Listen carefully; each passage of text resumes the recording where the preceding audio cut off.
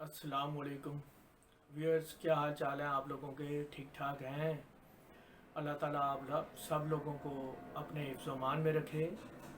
आप देख रहे हैं मेरा यूट्यूब का channel learn with Masood Bhatt. इसमें अभी तक मैंने आप लोगों को इंग्लिश ग्रामर सिखा रहा हूँ। इंशाल्लाह आगे चल के और भी डिफरेंट टॉपिक्स जो है वो आएंगे। तो अभी जो है वो मैं आज का जो टॉपिक है वो है पैसिव वॉइस टेंसी सिखाने का।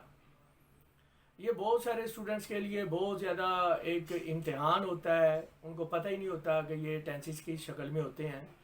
तो मैं इंतहाई मुख्तसर से तरीके से बता दूं कि पैसिव वॉइस का हर जुमला जो है वो ऑब्जेक्ट से शुरू होगा और उसके अंदर सब्जेक्ट हो भी सकता है और नहीं भी हो सकता, लेकिन उसका आगाज़ जुमले का जो है वो ऑब्जेक्ट से शुरू होगा।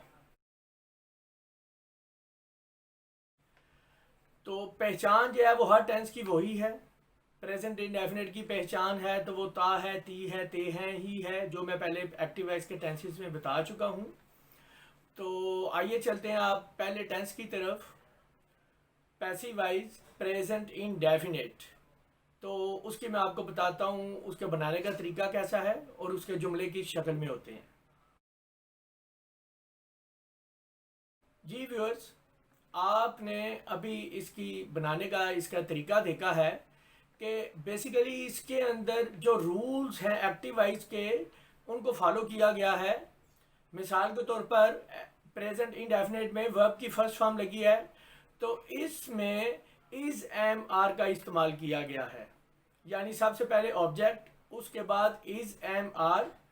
और पैसिव वॉइस के हर टेंस में वर्ब की थर्ड फॉर्म ही यूज होगी, चाहे वो कॉन्टिन्यूस का है, चाहे वो परफेक्ट का है, चाहे वो इनडेफिनिट का है।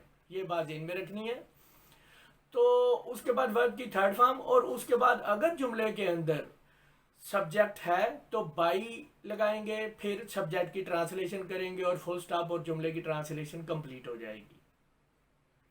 इस तरह ही अगर नेगेटिव सेंटेंसेस हैं, मनफी जुमले हैं, तो ऑब्जेक्ट और उसके बाद आपने इज एम आर का इस्तेमाल करना है, इनमें से कोई एक, और उसके बाद नोट का इस्तेमाल करना है। उसके बाद वर्ब की थर्ड फॉर्म और बाकी सेंटेंस और फुल स्टॉप। इसी तरह ही अगर रूल वही है कि अगर सवालिया जुमला आ गया है तो उसमें हेल्पिंग वर्ब को हम बाहर लेके जाते हैं।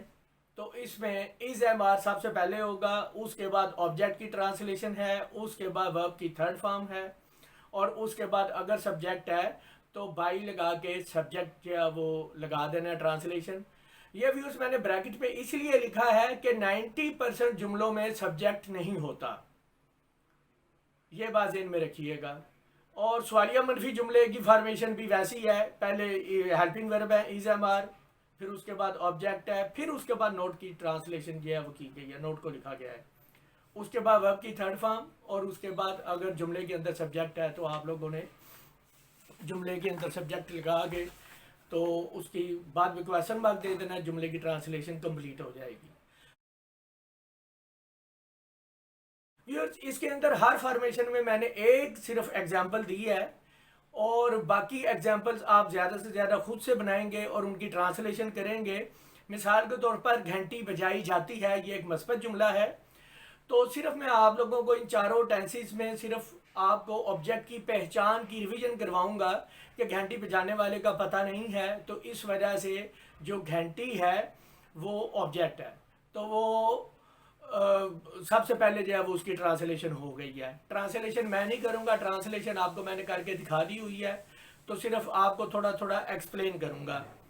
पौधों को पानी नहीं दिया जाता है, ये नेगेटिव सेंटेंस हो गया। इसमें पानी देने वाले का पता नहीं है, तो इसलिए किसको पानी नहीं दिया जाता है? पौधों को, तो पौधे ऑब्जेक्ट हो गया। तो दी प्लांट से सेंटेंस आपका शुरू हो गया।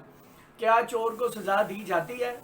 तो व्यूअर्स, इसके अंदर सजा देने वाले का पता नहीं है, तो किसको सजा पूछा जा रहा है? चोर को। तो चोर एक ऑब्जेक्ट है जिसके ऊपर सजा देने का अमल हुआ है।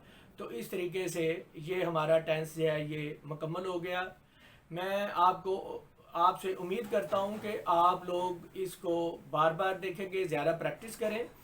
और बराए मेहरबानी व्यूअर्स, आप लोग सब्सक्राइब नहीं कर रहे हैं जो जो मेरे चैनल को देख रहे हैं, क्योंकि व्यूज़ ज़्यादा आते हैं और सब्सक्राइबर जो है वो बहुत कम है।